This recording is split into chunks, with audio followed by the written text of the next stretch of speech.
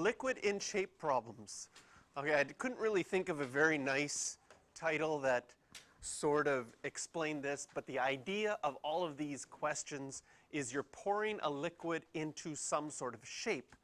And if you pour that liquid in at a certain rate, so for example in this one, water is getting poured in at 3 cubic feet per minute, well, depending on the shape, the height of the water in that shape is going to be rising, but not rising at the same rate.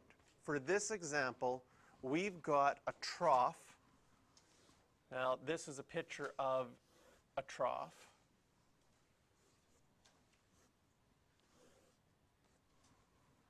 With isosceles triangles at the end. So a triangle at the one end and triangle at the other end are isosceles triangles. They have an altitude of 3. Do you know that altitude is another word for height in a triangle? And a base of 4. Of course, the base is this part here. That length is 4. This trough is how long? 10 feet long. And water, let's draw this. Here's a pail. Getting poured in there until it fills up inside.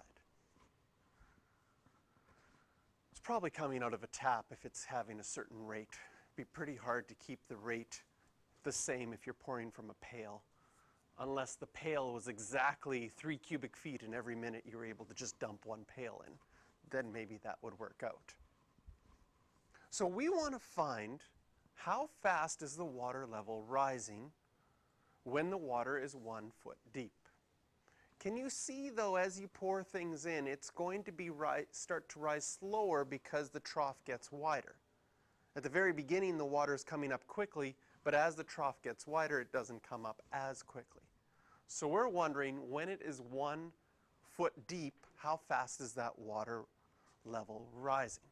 So we're trying to find dH dt. So we know that our height is a function of time. What do we know? We know that we're pouring in a volume of 3 cubic feet per minute. So that is dV dt.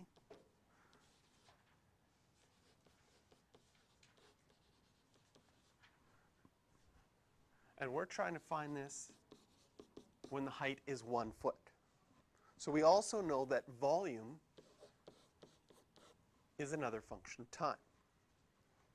So our job is to try to look at our shape, say, can we make an equation with volume and height of that shape so that we can take our derivative and use implicit differentiation in the chain rule to be able to solve for dH dt.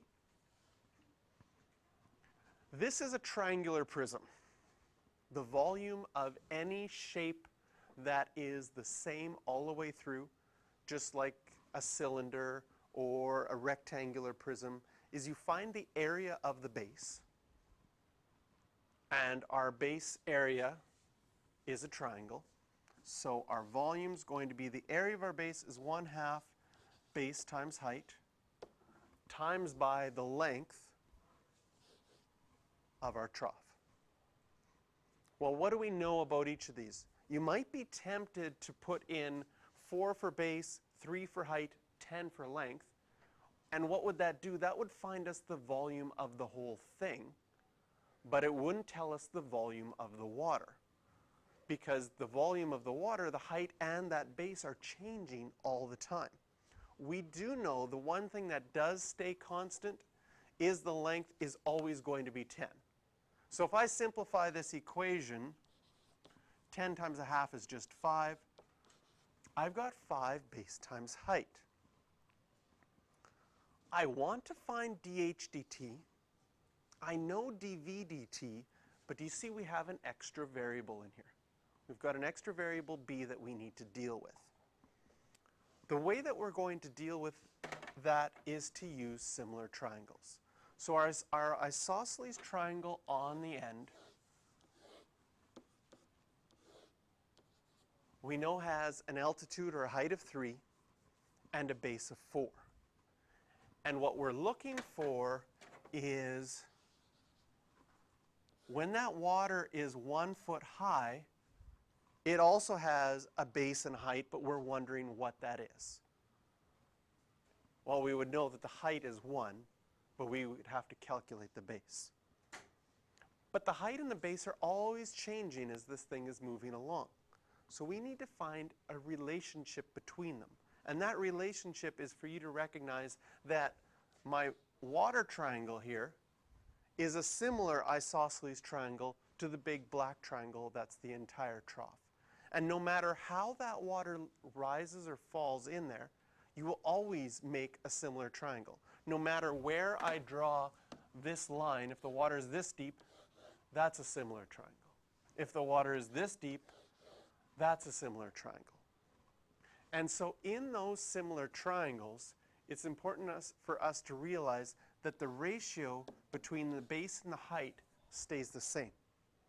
And that ratio between the base and the height always has to be 4 to 3, because that's the ratio of the entire triangle. Now, ratios, we can write them this way. A ratio of b to h, you can also write as a fraction. So our ratio of 4 to 3 could be written as 4/3. And that ratio is always the same, so we know that b divided by h always has to equal 4/3. If you multiply both sides of this by h, we're able to say that b is always 4/3 of h. And if we know that, we can now go to our equation, and instead of writing a b, we can substitute in a 4/3 times h instead of b. What this allows us to do is our volume formula now just has h and v. So now if we do our implicit differentiation and take the derivative with respect to time, we're going to get dv dt is equal to 40h over 3 dh dt. What do we know? We know that we're adding our dv dt was 3 feet cubed per minute. We want to find it at a height of 1.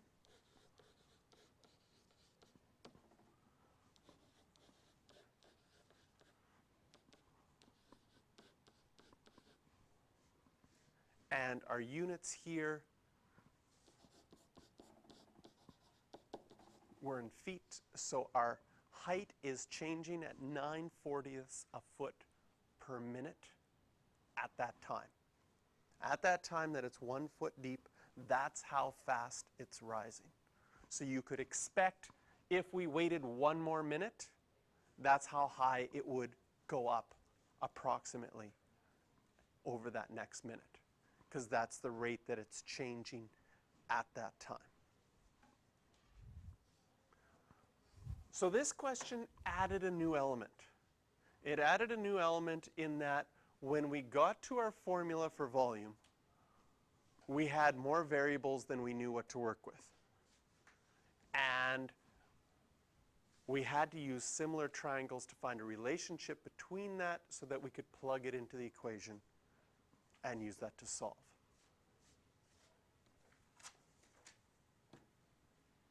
So here's a water tank. It's built in the shape of a circular cone. So let's draw our picture. There's our water tank with a height of 5 meters and a diameter of 6 meters at the top. Again, water is being pumped in at a rate of 1.6 meters cubed per minute, Again, it's important to look in your question to make sure all your units are the same, so you don't have to change things, but everything here is in meters. And we want to find the rate at which the water level is rising when the water is 2 meters deep. So this one is very similar to the last one in that we want to find dH dt. We know dV dt.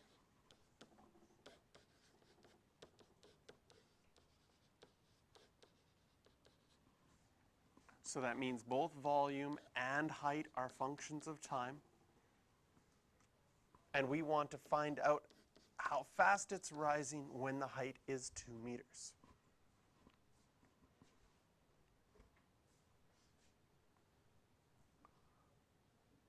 How are you guys feeling? Do you want to try, like, there's the setup. If I give you the volume formula, do you want to try this one on your own?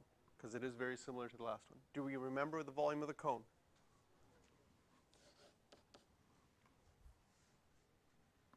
1/3 of the cylinder.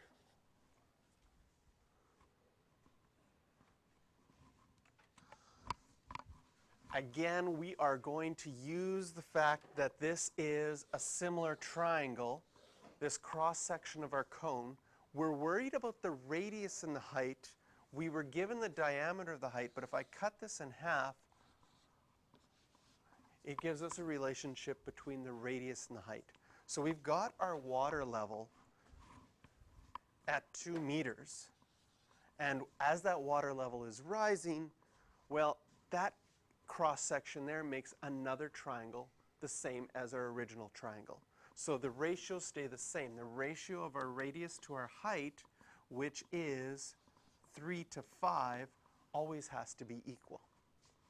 So if we write this as a fraction and this as a fraction, we know that R over H has to equal 3/5, and so that means R is equal to 3/5 H. Plugging that in,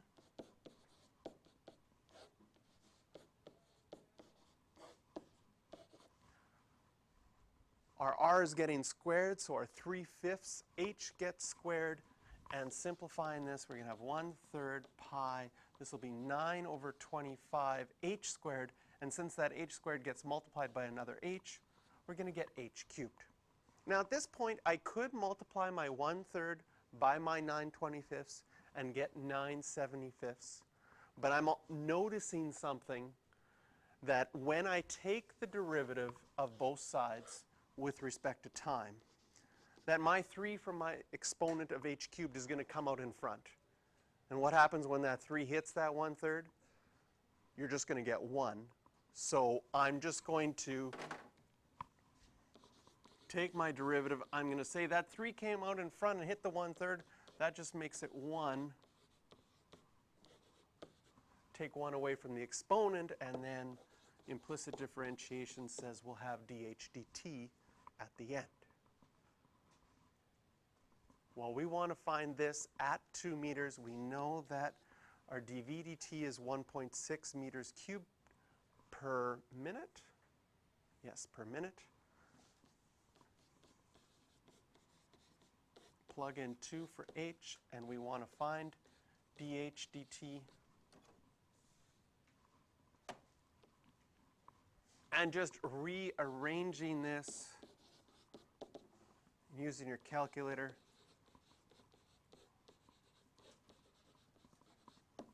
will give you 0.354 meters per minute.